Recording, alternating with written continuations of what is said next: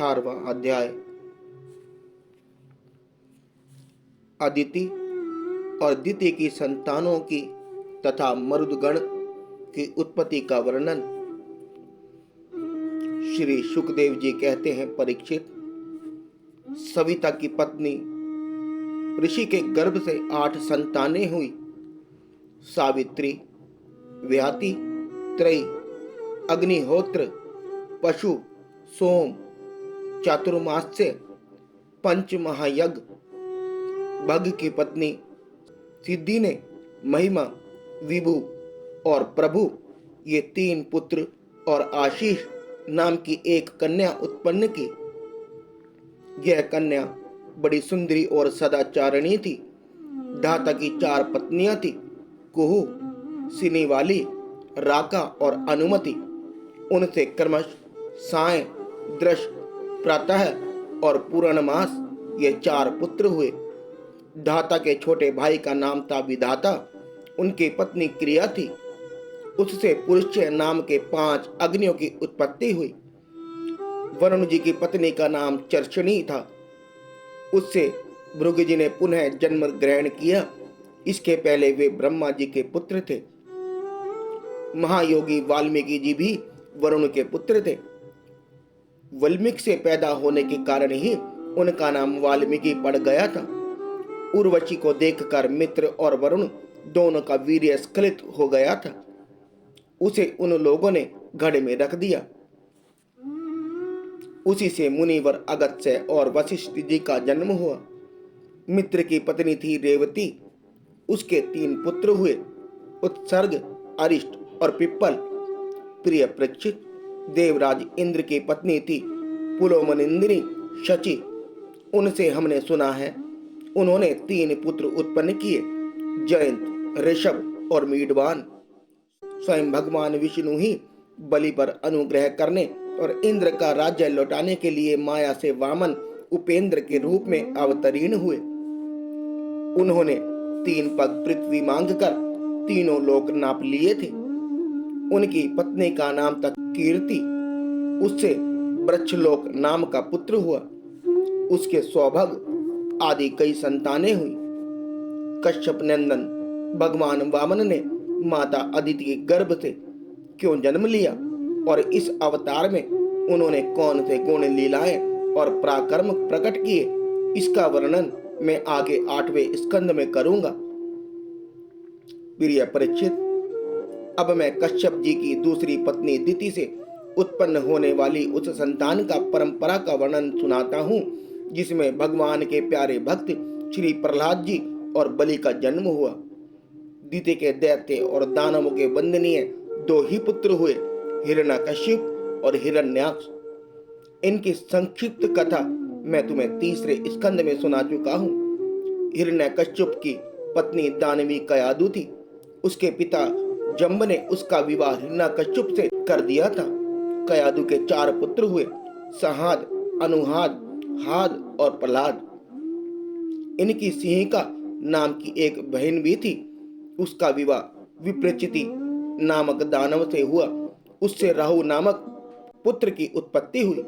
यह वही राहु है जिसका सिर अमृत पान के समय मोहिनी रूपधारी भगवान ने चक्र से काट लिया था। सहाद की पत्नी थी कृति। उससे पंचजन नामक पुत्र उत्पन्न हुआ। हाद की पत्नी थी धमनी। उसके 2 पुत्र हुए, वातापी और इलवल। इस इलवल ने ही महर्षि अगस्त्य के आतिथ्य के समय वातापी को पकाकर उन्हें खिला दिया था। अनुहदा की पत्नी सुमर्या थी। उसके 2 पुत्र हुए, बाष्कल और महिषासुर। प्रहलाद का पुत्र था विरोचन। उसकी पत्नी देवी के गर्भ से दैत्यराज बलि का जन्म हुआ। बलि की पत्नी का नाम था अशना। उससे बाण आदि 100 पुत्र हुए। दैत्यराज बलि की महिमा गान करने योग्य है। उसे मैं आगे 8वें स्कंद में सुनाऊंगा। बलि का पुत्र बाणासुर भगवान शंकर की आराधना करके उनके गुणों का मुखिया बन गया। आज भी भगवान शंकर उसके नगर की रक्षा करने के लिए उसके पास ही रहते हैं। दिति के हिरण्यकश्यप और हिरण्याक्ष के अतिरिक्त 49 पुत्र और थे। उन्हें मरुदगण कहते हैं। वे सब निसंतान रहे। देवराज इंद्र ने उन्हें अपने ही समान देवता बना लिया।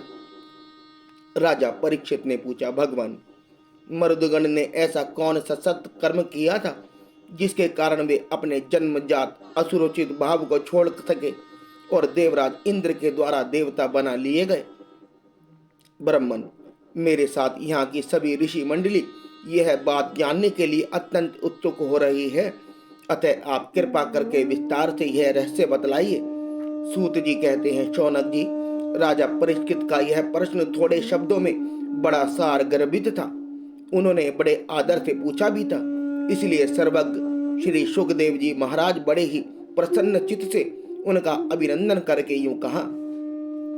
श्री सुखदेव जी कहने लगे, परीक्षित, भगवान विष्णु ने इंद्र का पक्ष लेकर दीति के दोनों पुत्र हिरण्यकश्यप और हिरण्याक्ष को मार डाला।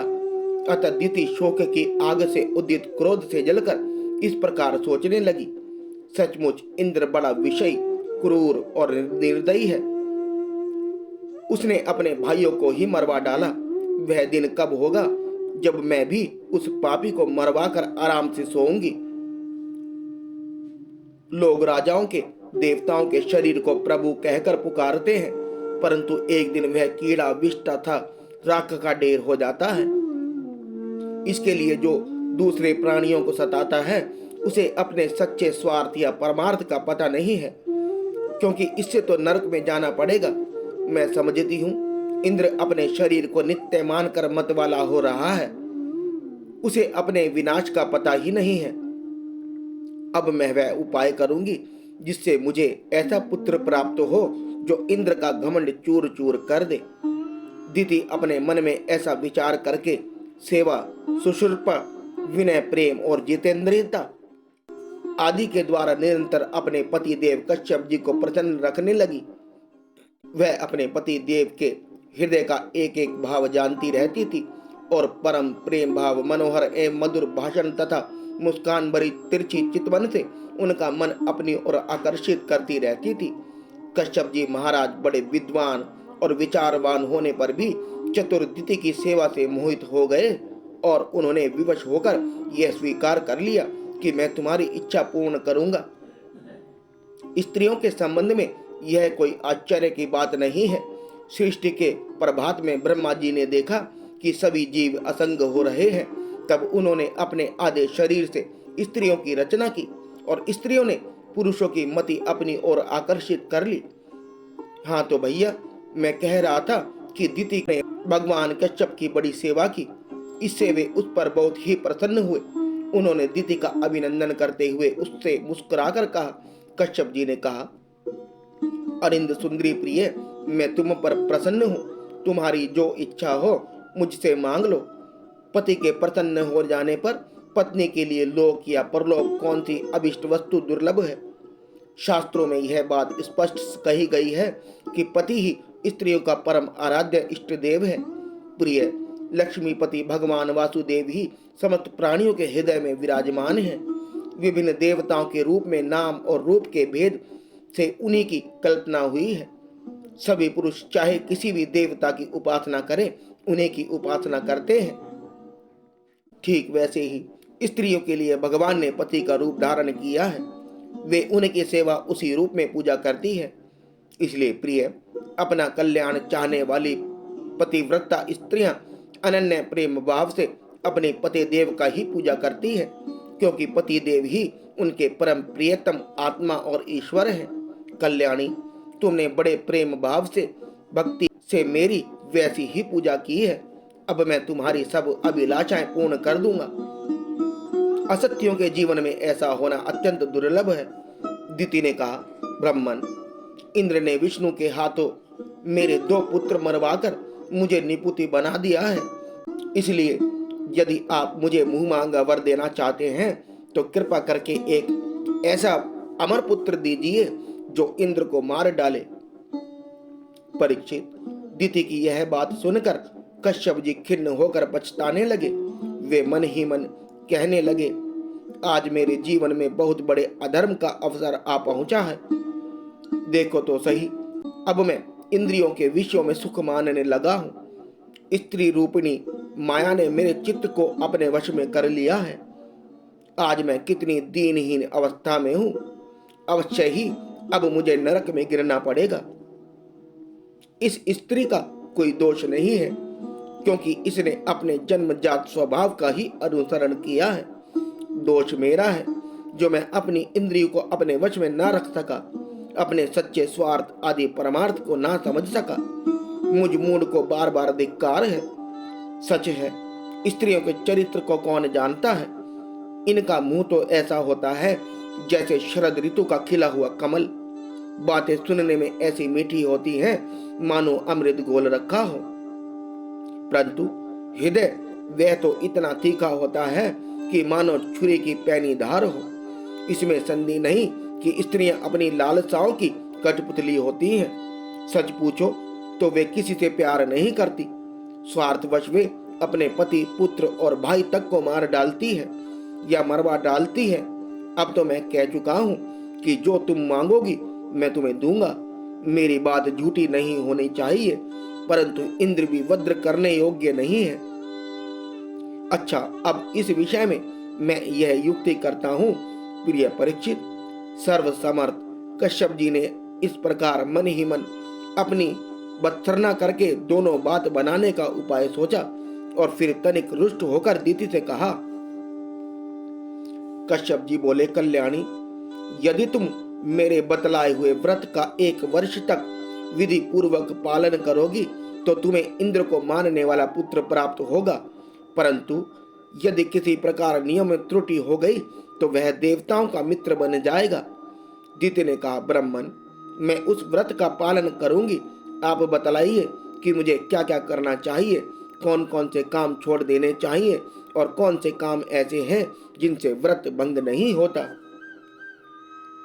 कश्यप जी ने उत्तर दिया, प्रिय, इस व्रत में किसी भी प्राणी को मन, वाणी या क्रिया के द्वारा सताए नहीं, किसी को शाप या गाली ना दे, झूठ ना बोले, शरीर के नख और रोए ना काटे और किसी भी अशुभ वस्तु का स्पर्श ना करें, जल में घुसकर स्नान ना करें, क्रोध ना करें, दुर्जनों से बातचीत ना करें, बिना धुला वस्त्र ना पहने और किसी की पहनी हुई माला ना पहने, झूठा ना खाएं, भद्रकाली का प्रसाद या मांस युक्त अन्न का भोजन ना करें, शूद्र का लाया हुआ और रजस का देखा हुआ अन्न भी ना खाएं और अंजलि से जलपान ना करें।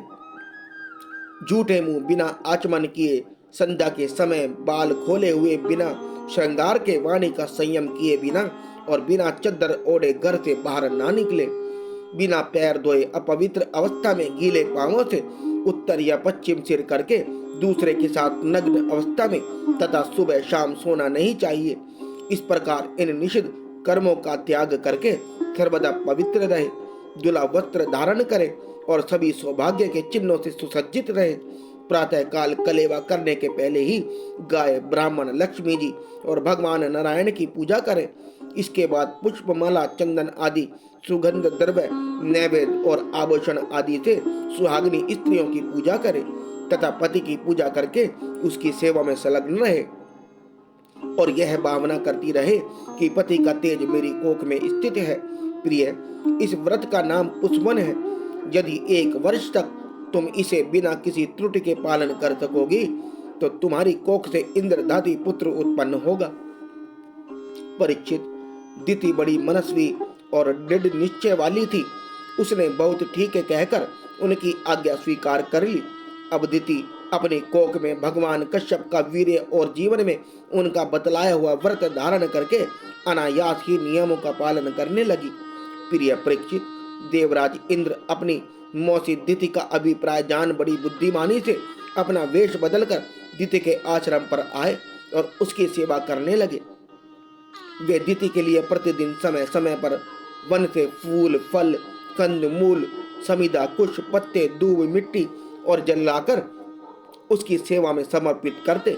राजन, जिस प्रकार बहेलिया हरिण को मारने के लिए हरिण की सी सूरत बनाकर उसके पास जाता है, वैसे ही देवराज इंद्र भी कपट वेश धारण करके व्रत प्रायण दीति के व्रत पालन की त्रुटि पकड़ने के लिए उसके सेवा करने लगे। सर्वदा पैनी दृष्टि रखने पर भी जब उन्हें उसके व्रत में किसी प्रकार की त्रुटि ना मिली और वे पूर्वतः उसकी सेवा टहलने में ही लगे रहे। अब तो इंद्र को बड़ी चिंता हुई। वे सोचने लगे, मैं ऐसा कौन सा उपाय करूं जिससे मेरा कल्याण हो। दिति व्रत के नियमों का पालन करते करते बहुत दुर्बल हो गई थी। विधाता ने भी उसे मुंह में डाल दिया। इसलिए एक दिन संध्या के समय झूठे मुंह बिना आचमन किए और बिना पैर धोए ही वह सो गई। योगेश्वर इंद्र ने देखा कि यह अच्छा अवसर हाथ लगा। वे योग बल से झटपट सोई हुई दिति के गर्भ में प्रवेश कर गए। उन्होंने वहां जाकर सोने के समान चमकते हुए गर्भ के वज्र के द्वारा 7 टुकड़े कर दिए। जब वह गर्भ रोने लगा तब उन्होंने मत रो यह कहकर 7 टुकड़ों में से एक एक के और भी 7 टुकड़े कर दिए। राजन, जब इंद्र उनके टुकड़े टुकड़े करने लगे तब उन सबों ने हाथ जोड़कर इंद्र से कहा, देवराज, तुम हमें क्यों मार रहे हो? हम तो तुम्हारे भाई मरुदगण हैं। तब इंद्र ने अपने भाभी अनन्य प्रेमी पार्षद मरुदगण से कहा, अच्छी बात है, तुम लोग मेरे भाई हो, अब मत डरो। परीक्षित, जैसे अश्वत्थामा के ब्रह्मास्त्र से तुम्हारा कुछ भी अनिष्ट नहीं हुआ, वैसे ही भगवान श्री हरि की कृपा से दिति का वह गर्भ वज्र के द्वारा टुकड़े टुकड़े होने पर भी मरा नहीं। इसमें तनिक भी आश्चर्य की बात नहीं है, क्योंकि जो मनुष्य एक बार भी आदि पुरुष भगवान नारायण की आराधना कर लेता है वह उनकी समानता प्राप्त कर लेता है। फिर दिति ने कुछ ही दिन कम 1 वर्ष तक भगवान की आराधना की थी। अब वे 49 मरुदगण इंद्र के साथ मिलकर 50 हो गए। इंद्र ने भी सौतेली माता के पुत्रों के साथ शत्रु भावना रखकर उन्हें सोमपाई देवता बना लिया। जब दिति की आंख खुली तब उसने देखा कि उसके अग्नि के समान तेजस्वी 49 बालक इंद्र के साथ हैं। इससे सुंदर स्वभाव वाली दिति को बड़ी प्रसन्नता हुई। उसने इंद्र को संबोधन करके कहा, बेटा, मैं इस इच्छा से इस अत्यंत कठिन व्रत का पालन कर रही थी कि तुम आदित्य के पुत्रों को भयभीत करने वाला पुत्र उत्पन्न हो। मैंने केवल एक ही पुत्र के लिए संकल्प किया था, फिर ये 49 पुत्र कैसे हो गए? बेटा इंद्र, यदि तुम्हें इसका रहस्य मालूम हो तो सच सच मुझे बतला दो, झूठ ना बोलना। इंद्र ने कहा, माता, मुझे इस बात का पता चल गया था कि तुम किस उद्देश्य से व्रत कर रही हो, इसलिए अपना स्वार्थ सिद्ध करने के उद्देश्य से मैं स्वर्ग छोड़कर तुम्हारे पास आया। मेरे मन में तनिक भी धर्म भावना नहीं थी। इसी से तुम्हारे व्रत में त्रुटि होते ही मैंने उस गर्भ के टुकड़े टुकड़े कर दिए। पहले मैंने उसके 7 टुकड़े किए थे, तब वे 7 टुकड़े 7 बालक बन गए। इसके बाद मैंने फिर एक एक के 7 टुकड़े कर दिए, तब भी वे मरे नहीं बल्कि 49 हो गए। यह परम आश्चर्यमयी घटना देखकर मैंने ऐसा निश्चय किया कि परम पुरुष भगवान की उपासना की यह कोई स्वाभाविक सिद्धि है। जो लोग निष्काम भाव से भगवान की आराधना करते हैं और दूसरी वस्तुओं की तो बात ही क्या, मोक्ष की भी इच्छा नहीं करते, वे ही अपने स्वार्थ और परमार्थ में निपुण हैं। भगवान जगदीश्वर सबके आराध्य देव और अपने आत्मा ही हैं। वे प्रसन्न होकर अपने आप तक का दान कर देते हैं। भला ऐसा कौन सा बुद्धिमान है जो उनकी आराधना करके विषय भोगों का वरदान मांगे? माता जी, ये विषय भोग तो नरक में भी मिल सकते हैं। मेरी स्नेहमयी जननी, तुम सब प्रकार मेरी पूज्य हो। मैंने मूर्खतावश बड़ी दुष्टता का काम किया है, तुम मेरे अपराध को क्षमा कर दो। यह बड़े सौभाग्य की बात है कि तुम्हारा गर्भ खंड खंड हो जाने से एक प्रकार मर जाने पर भी फिर से जीवित हो गया। श्री सुखदेव जी कहते हैं, परीक्षित, दिति देवराज इंद्र के शुद्ध स्वभाव से संतुष्ट हो गई। उससे आज्ञा लेकर देवराज इंद्र ने मरुदगणों के साथ उसे नमस्कार किया और स्वर्ग में चले गए। राजन, यह मरुदगण का जन्म बड़ी ही मंगलमय है। इसके विषय में तुमने मुझसे जो प्रश्न किया था उसका उत्तर समग्र रूप से मैंने तुम्हें दे दिया है। अब तुम और क्या सुनना चाहते हो?